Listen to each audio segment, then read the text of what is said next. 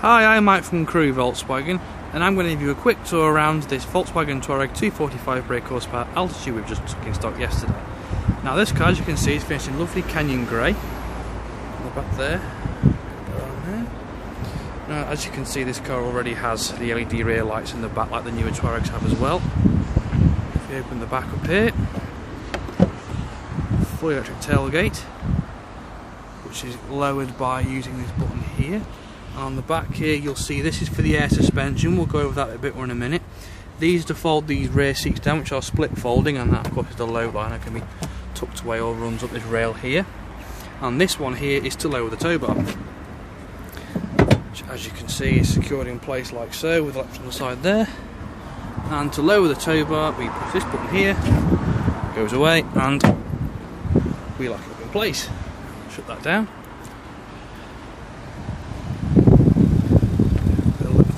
But as you can see, the car's on 21-inch Mallory alloy wheels, which were a £2,000 extra when this car was new. And that's just one of many extras on this car. I think it's one of the highest spec Touaregs in the country. Let's move around to the front. You'll see we have the usual LED driving lights in there. Full xenon headlamps, as you'd imagine. Of course, there's the fog lights in there. And these two here on the inside are for the front assist and the radar guided cruise control, which I'll go over in a second. And you'll also notice as well that there's for the lane assist system, which I'll go over again in a minute. I think the livery of this car looks rather stunning in this colour with these wheels, and of course with it being an Altitude it has the full kit as well. Let's jump inside, but first I'll show you in the back. Now as you can see, the car's perforated leather, but again when we get in the front I'll give you a bit more of an idea of the reason why. And we also have proper dual zone rear climate control for each passenger in the back, which of course has their own vents in here, and as you can see above there as well, and in there as usual power points and things, as again these split fold, usual armrest with cup holders in, as you'd imagine, and a panoramic sunroof as well. That was a rather expensive option, which this also has a full electric rear blind on there, and of course tinted rear windows. Now let's jump in the helm, but first you'll notice this car has full 12-way electric memory seats, both driver and passenger. Just a second. Also has the bolsters, actual seat back, up and down, usual bits and pieces, lumbers on there as well. But these seats are also ventilated ones, inside of the wind, as you can see by this button here. Blue for cold, red for hot. And that is for driver and passenger.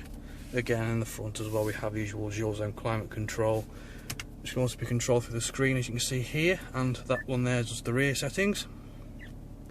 To the front, and that's the heated steering wheel button there. Gets nice and toasty real quick. And of course we have all-round area view, which is usually good with a small camera in the front there, the usual reversing camera on the back. Again, guidance lines. Touch that one again. These ones here do the sides, as you'll see when I move the wheel now. There's the yellow wheel there. Like so. Touch that again, make that go away. As you'd imagine, DAB radio in this car, Bluetooth phone preparation, 4-digit postcode navigation. This is off-road navigation as well, which is a bit more advanced. It tracks your route and things like that. Usual traffic updates as well, as you can see. Motorways are always jammed up. And this setting here for cars mainly for used off-road. So that's our elevation. This is our steering angle. As you can see, as I turn the wheel, we'll adjust. Try to get it back. There we go, dead on 0. And of course our compass there and our street name at the minute. Set up in here, assist systems and on service, all that data regarding the car, so how to set the seats up when we wanted it to do off a certain key, and a couple of bits and pieces like that. And of course full on voice control, which make her go away. Cancel. And as you can see in here, digital speedo, various other bits and pieces as well are all available on that screen. Also a full tank of fuel, it's always nice. And here we get to the assistance part of the car. Now you'll notice here is a lane, idea picture of a lane.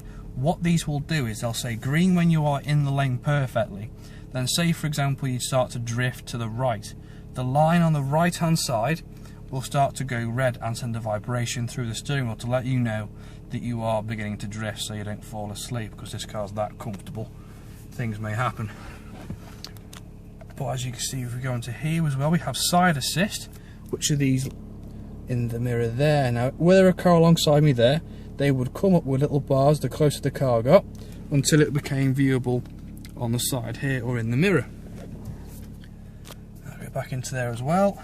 You'll see we have driver alert system. Now that monitors different parts about your driving style, how you're coping with lanes, traffic in front, braking, accelerating, so on. So the car will learn how you drive and then recommend when you take a break. So it's just a sort of a safety measure to say, you know, if things are starting to deteriorate after a very, very, very long drive. Not that in this car you will, because this thing has eaten miles. As you can see, having done 54,000, someone has loved this car, and the condition of it inside as well is just fantastic. But as I say, that will just keep an eye on you and make sure things stay nice and safe. And as you can see in there as well on the top, you have the navigation, radio, phone preparation, other bits and pieces are all controlled through these buttons here. Radio ones are on this side. Now this is the dynamic air suspension. As you can see at the moment it's on automatic, which as we move this down there, that will now lower the car to its low position by moving that dial to the down arrow, which is now lit up orange. That there's for the stop start, that's for the ESP, and that one is to lock the ride height. So if I put that back into auto now, as you can see from the centre button here, we have the dampers in sport mode, which helps keep the car nice and stiff. We can roll that round to normal, which again, as you can see in there, and then if you put it in full comfort mode, that now raises the car up a bit more and makes the car more supple. Now this is a very, very similar system to what you get in the Bentleys as well. Now on-road and off-road, that's fairly self-explanatory. As you can see, little lights going on there for hill descent control, a few other bits and pieces like that as well. Put that back into on-road and put that back into sport mode. Keep the car nice and firm. As you can see, these indicate here the car is now lowering down, and it's all set and sorted, no issues there or anything like that at all. As you can see, panoramic sunroof there, self-dimming mirror, Dyna Audio sound system, which is £1,000 extra and is worth every single penny. Now, I've rambled on about this car a bit long now, so I'm going to have to sort of suggest you come have a look at the car if you really want to have a look at it.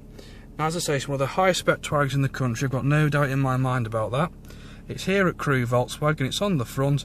If you'd like to come have a look, please give us a call. Thank you.